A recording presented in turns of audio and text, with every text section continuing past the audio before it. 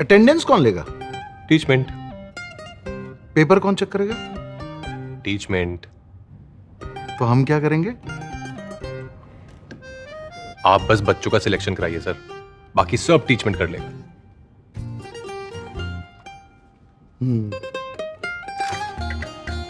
चाहे जैसी भी जरूरत हो, टीचमेंट पे टीचिंग आसान है। आज ही डाउनलोड करें टीचमेंट, इंडिया का number 1 teaching app.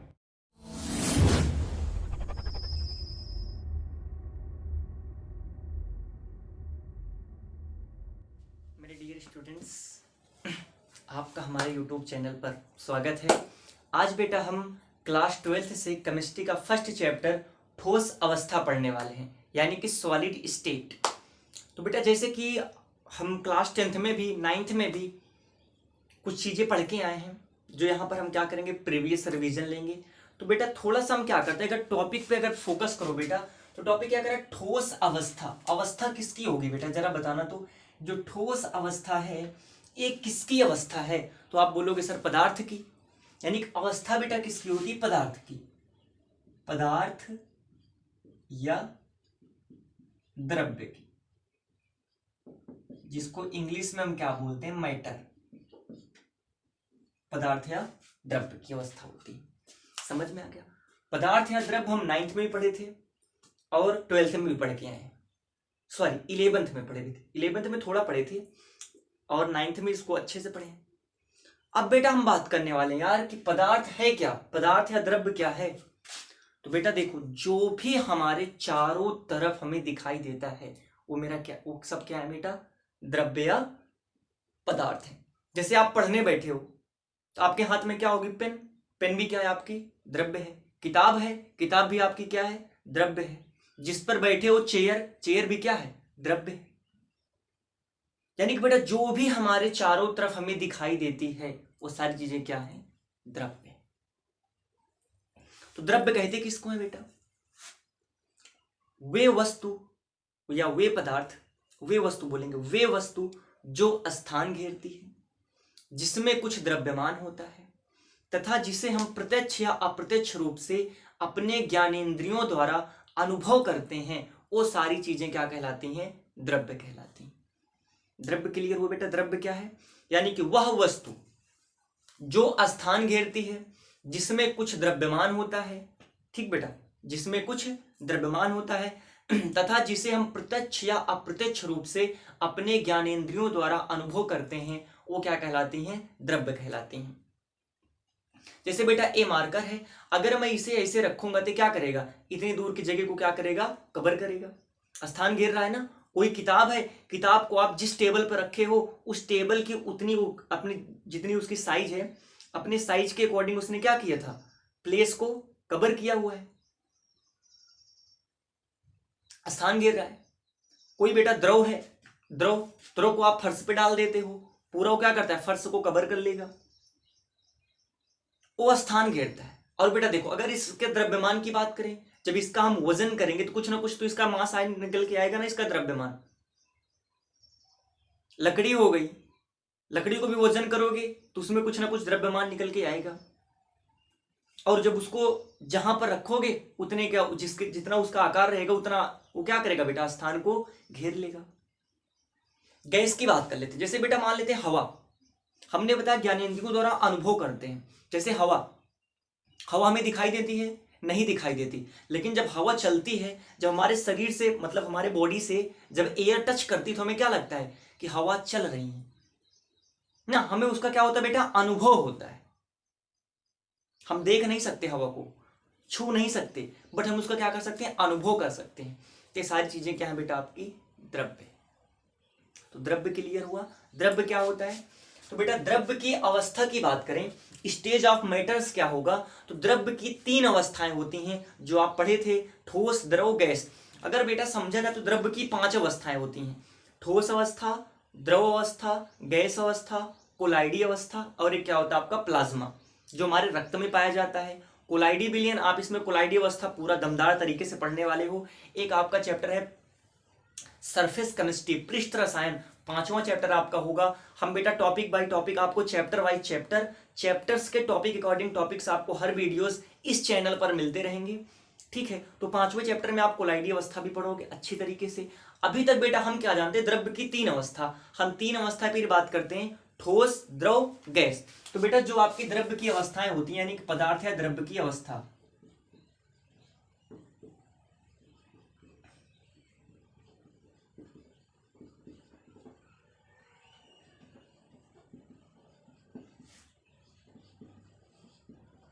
State of matter,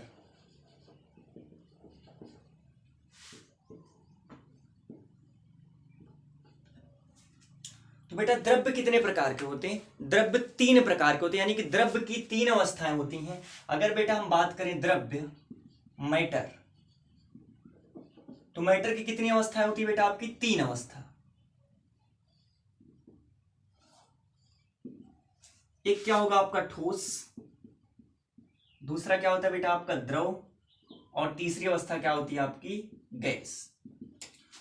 ठोस को इंग्लिश में हम बोलते हैं सॉलिड, द्रव को बोलते हैं लिक्विड, और गैस को गैस ही बोलते हैं, गैस। तो द्रव्य की 3 अवस्थाएं होती हैं जो हम पढ़ के आए थे, ठोस, द्रव और गैस। ये बात समझ में आ गया बेटा।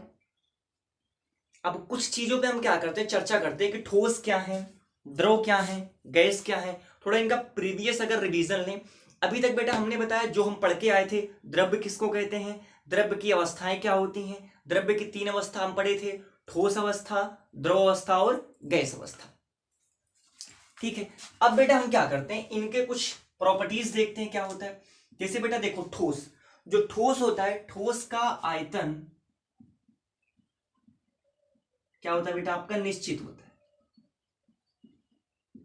ठोस का आयतन क्या होगा,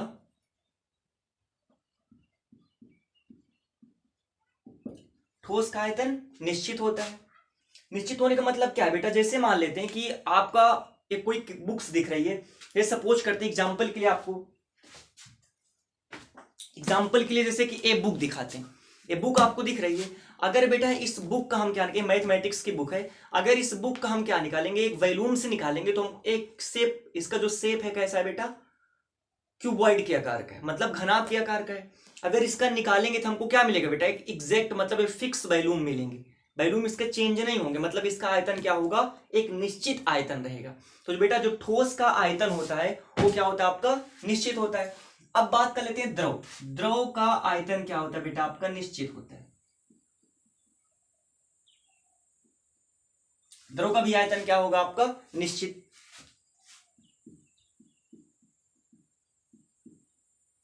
इसका द्रव का आयतन निश्चित होता है। निश्चित होने का मतलब क्या है बेटा, जैसे देखो हमने 1 लीटर, जैसे मान लेते हैं एक कोई मेरे बोतल है, बोतल में हमने क्या किया, जैसे यहाँ पे देखो साइड में बोतल दिख रही होगी, बोतल में हमने 1 लीटर पानी डाला, तो जो पानी की क्वांटिटीज है वो क्या रहेगी, 1 ही लीटर रहेगी, क्योंकि आपने बोतल में 1 ही लीटर पानी डाला है। ठीक है, जैसे बेटा किसी को दूध देते हैं, दूध अगर हमने मान लिया उसको दूध में 1 लीटर का जो आपका लीटर आता है, उस लीटर से हमने 1 लीटर दूध लिया और उसके क्या किए, बर्तन में डाल दिए। तो मेरे लीटर से भी 1 लीटर था, जब मैंने उसके बर्तन में भी डाला, मतलब उसके जब कोई भी जो बीकर लेके आया था, जब उसमें हमने डाला तो भी दूध की जो क्वांटिटीज थी वो कितनी थी बेटा, 1 ही लीटर की थी। मतलब जो उसका जो वॉल्यूम्स है वो क्या रहता है, फिक्स रहता है। ठीक बेटा, तो यानी कि जो आपका द्रव है, द्रव का भी आयतन क्या होगा, निश्चित होता है। बट बेटा जो गैस होता है, गैस का आयतन क्या होता है, अनिश्चित होता है।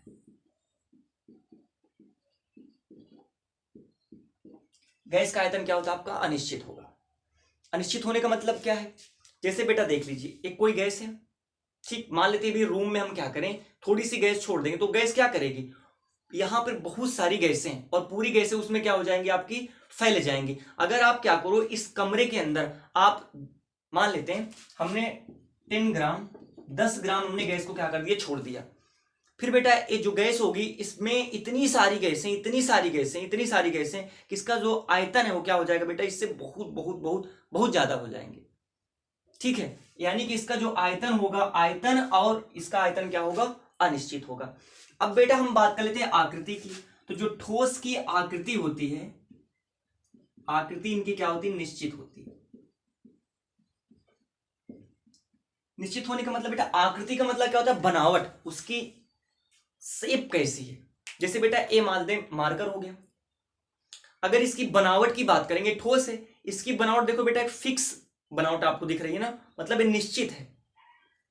जैसे बुक हो गई या ईंट हो गया या पत्थर हो गए, इन सब की जो आकृति रहती है क्या रहती है बेटा, फिक्स रहती है, चेंज नहीं होती ना। आप फील करो, जैसे मान लेते हैं आप बैठे हो तो चेयर जो है, चेयर की आकृति बदल रही है, नहीं बदल रही ना, जैसी पहले थी वैसे अब भी है, तो उसमें चेंजेस नहीं आ रहे हैं। तो बेटा जो ठोस होता है, ठोस की आकृति क्या होती है आपकी, निश्चित होती है। द्रव की जो आकृति होती है वो क्या होती है बेटा आपकी, अनिश्चित।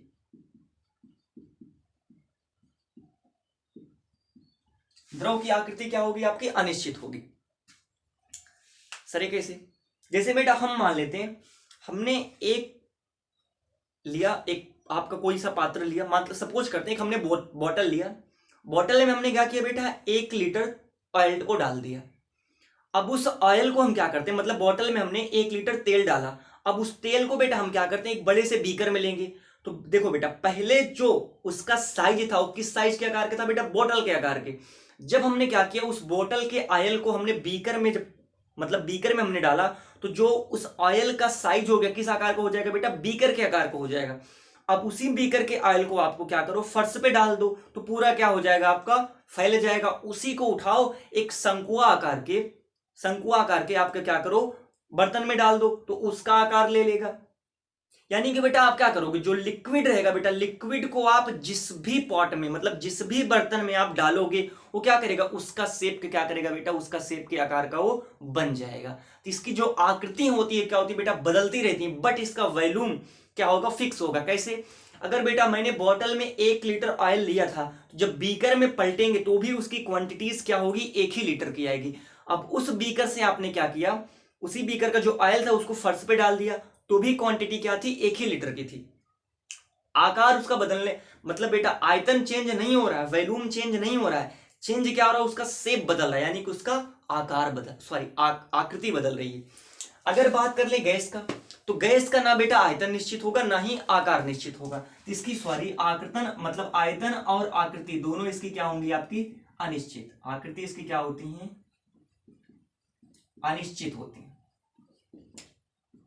सही कैसे, जैसे बेटा मान लीजिए गैस है, गैस को हमने सिलेंडर में बंद किया, तो सिलेंडर के शेप का है। अब हमने उसको क्या किया, एक रूम में छोड़ दीजिए, तो क्या करेगा, पूरे रूम में क्या करेगी, गैस फैल जाएगी, रूम का शेप ले लेगी। तो इसका बेटा क्या होगा, ना तो आयतन निश्चित होता है, ना ही आकार निश्चित होता है गैस का। जो द्रव होते हैं, द्रव का आयतन निश्चित होता है, परंतु उसका जो आकृति हो क्या होती है, अनिश्चित होती है। ठोस का आयतन निश्चित, और आयतन और आकृति दोनों क्या होती हैं आपकी, निश्चित होती हैं। अब बेटा हम बात कर लें इनके जो अंतर आणविक बल होते हैं। अब हम बेटा कंडीशन बात कर रहे हैं कि इनके जो अणुओं के मध्य आकर्षण बल होता है वो क्या होता है आपका, प्रबल होता है।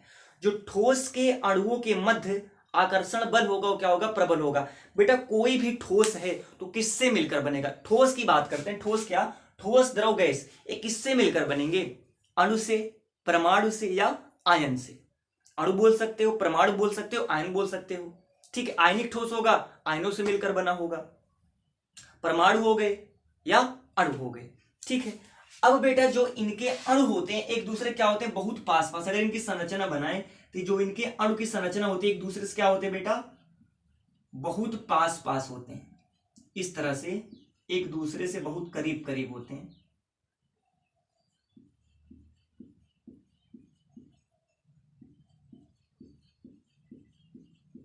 कुछ ऐसे, ठीक बेटा, यानी कि जो ठोस होते हैं, ठोस के अणु क्या होते हैं, बहुत पास पास होते हैं। अब बेटा देखो, जैसे मान लेते हैं, और इनके अणु पास पास होने के साथ साथ इनके जो अणुओं के मध्य आकर्षण बल है वो भी क्या होता है बेटा आपका, प्रबल होता है। यानी कि इनका आंतरिक आणविक बल जो होगा वो क्या होता है, प्रबल रहेगा। प्रबल मतलब जो उसके अणु होते हैं एक दूसरे को बहुत तेजी से, मतलब प्रबल बल के कारण क्या करते हैं, एक दूसरे को अपनी ओर आकर्षित किए रहते हैं, जिसके कारण ठोस क्या होता है, बधा होता है।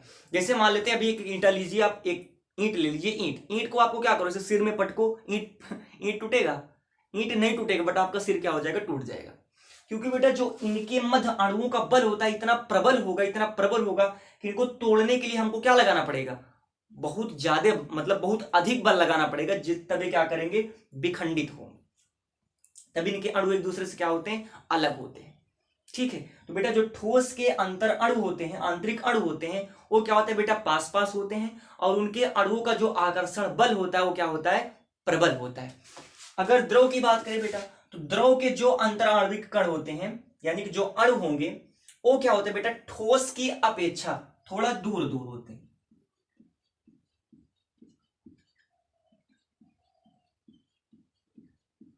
कुछ इस टाइप के।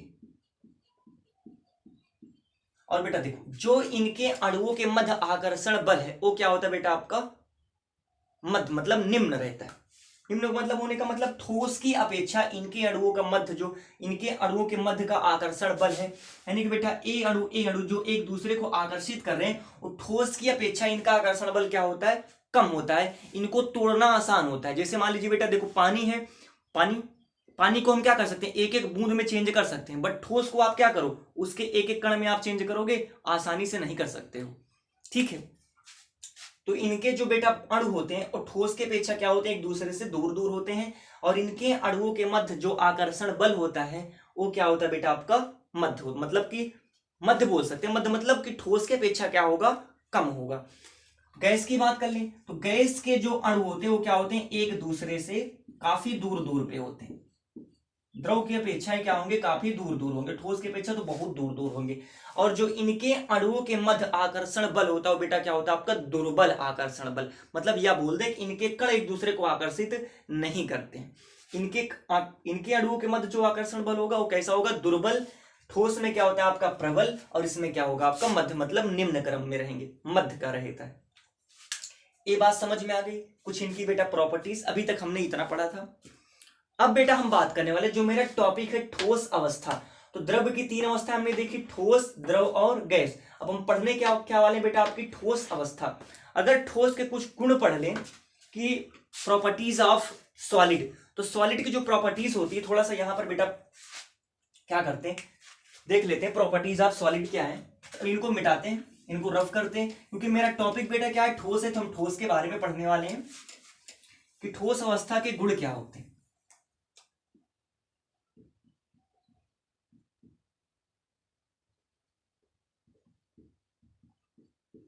ठोस के गुण, प्रॉपर्टीज ऑफ सॉलिड।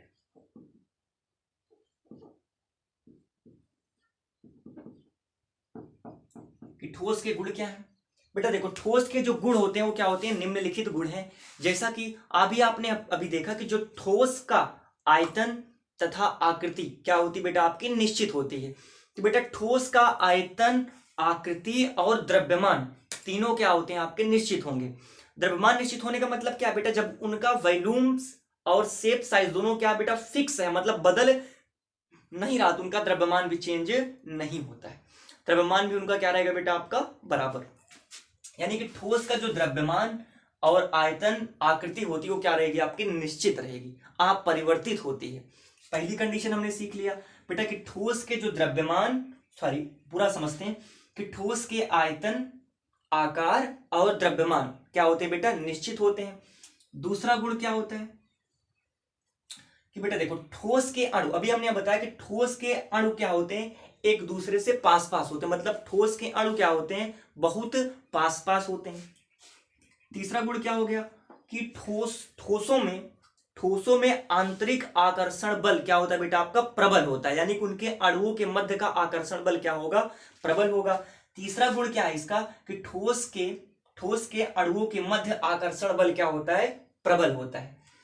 चौथे गुण की बात कर ले बेटा, तो चौथा गुण क्या होता है कि ठोस के परमाणुओं के मध्य जो आकर्षण बल होगा वो क्या होगा, बहुत ही प्रबल होता है। पर देखो बेटा कोई भी ठोस है यार, अभी आप सोचो कोई भी आपका ठोस है तो किससे मिलकर बनेगा, अणु से, परमाणु से या आयन से मिलकर बनेंगे।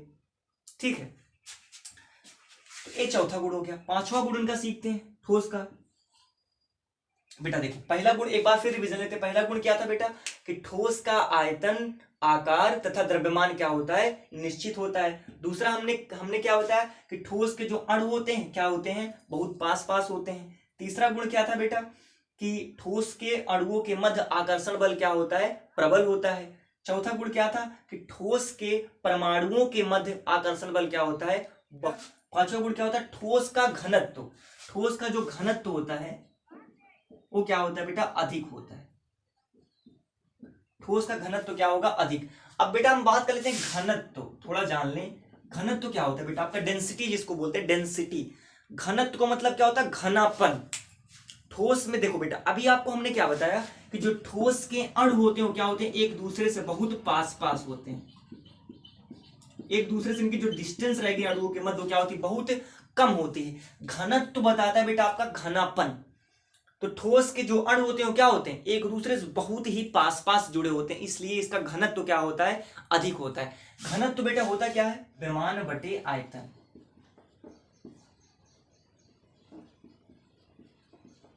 घनत्व को बेटा क्या करते हैं, रो से प्रदर्शित करते हैं, ठीक है। रो इक्वल टू क्या हो जाएगा आपका, m/v, ये होता है फार्मूला। इसका मतलब क्या बेटा कि घनत्व तो क्या होगा, अब अगर घनत्व की परिभाषा की बात करें तो क्या होता है कि किसी पदार्थ के एकांक आयतन में निहित द्रव्यमान को क्या कहते हैं, उसका घनत्व कहते हैं। मतलब कि एकांक आयतन में उपस्थित द्रव्यमान को हम क्या बोलेंगे बेटा, उसका घनत्व कहते हैं। जैसे बेटा हम क्या करते हैं, देखो अब आयतन को आप द्रव्यमान से भाग कराओ और जितना आएगा उतना क्या होगा आपका, इतना। बेटा देखो जिसका आयतन, देखो इसका मतलब क्या है, जिसका आयतन क्या होगा, जितना अधिक होगा उसका घनत्व क्या होगा। जैसे मान लेते कोई पदार्थ है, आयतन अगर बड़ा होगा तो उसका घनत्व कितना आएगा बेटा आपका, कम। जैसे मान लेते देखो बेटा, अगर 5 किलोग्राम की एक कोई वस्तु है, दो वस्तु में लेते, दोनों का जो वेट है वो कितना आपका 5 किलोग्राम, द्रव्यमान उनका कांस्टेंट है, फिक्स अभी मानते हैं 5 किलोग्राम। एक का आयतन है आपका 100 मीटर क्यूब, दूसरे का आयतन कितना आ गया आपका 20 मीटर क्यूब। ये बेटा मान लेते हैं कोई ठोस है, ये कोई क्या हो गया आपका ठोस। ठोस में मान लेते हैं ये सपोज करते हैं चीनी हो गई, और ये आपकी क्या हो गई, आपकी रुई हो गई। अगर यहां पर देखो घनत्व तो ज्यादा किसका आएगा, हम 5 में क्या करते हैं 100 से भाग करा देते हैं, और 5 में किससे भाग देते हैं बेटा, 20 से भाग देते हैं। तो आप जानते हो कि घनत्व तो किसका ज्यादा आएगा, इसका। यानी कि बेटा जिसका आयतन क्या होगा कम, घनत्व क्या होगा ज्यादा होगा, बट द्रव्यमान समान होना चाहिए। यानी कि बेटा अभी अगर आपको देखा जाए, बोलोगे सर हम क्या करते हैं, अगर इतनी रुई ले लें, इतनी बड़ी रुई ले लें, ठीक है, अगर ऐसा समझो 1 किलो रुई ले लीजिए आप, और 1 किलो का आपका क्या लीजिए, कोई पत्थर ले लीजिए। 1 किलोग्राम आप रुई ले लीजिए और 1 किलोग्राम आप पत्थर ले लीजिए। अब बताओ बेटा किसका आयतन ज्यादा होगा, रुई ज्यादा होगा कि आपका जो आप पत्थर लियो पत्थर ज्यादा होगा। तो आप बोलोगे सर रुई ज्यादा होगा, रुई इतना सारा मिलेगा, 1 किलो में इतनी सारी रुई, और पत्थर इतना छोटा टुकड़ा मिलेगा। यानी कि बेटा रुई का जो घनत्व है वो क्या होता है, कम है, किसकी अपेक्षा, पत्थर की अपेक्षा। तो जो ठोस का घनत्व होता है, घनत्व का मतलब बेटा आप सिंपल समझ लो, घनापन। यार घनापन मतलब क्या होगा, घनत्व। तो जो ठोस के बेटा घनत्व होते हैं, ठोस का घनत्व क्या होता है आपका, अधिक होता है। अब आगे हम बेटा जो अगला टॉपिक रहेगा, अगले टॉपिक में हम पढ़ते हैं कि ठोस अवस्था क्या है।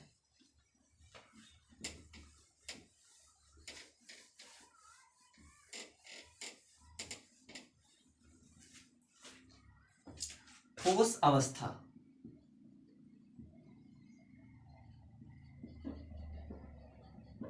जिसको इंग्लिश में बोलते हैं सॉलिड स्टेट। अब हम अपना चैप्टर यहां से क्या करते हैं, स्टार्ट करते हैं कि ठोस अवस्था क्या है। बेटा ठोस आपने पढ़ा कि पदार्थ की वह अवस्था जिसका द्रव्यमान तथा आयतन निश्चित होता है,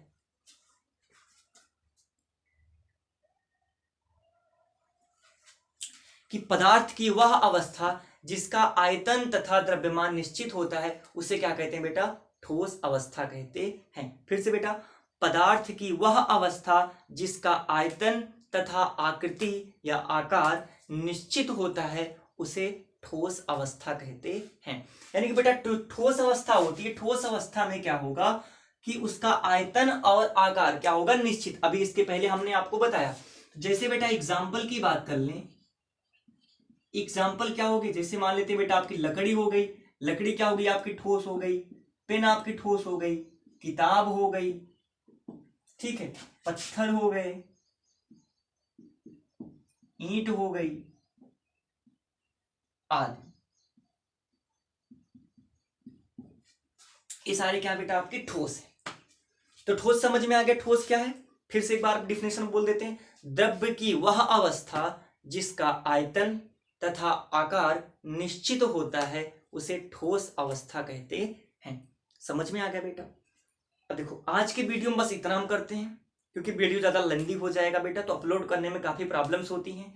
नेक्स्ट वीडियो में हम सीखेंगे ठोस के गुण, ठोस के प्रकार। तो ठोस बेटा दो प्रकार के होंगे, क्रिस्टलीय ठोस और अक्रिस्टलीय ठोस। फिर उसके बाद क्रिस्टलीय ठोस तथा अक्रिस्टलीय ठोस में हम अंतर सीखेंगे। तो आज के लिए बस इतना ही, मिलते हैं कल के वीडियो में।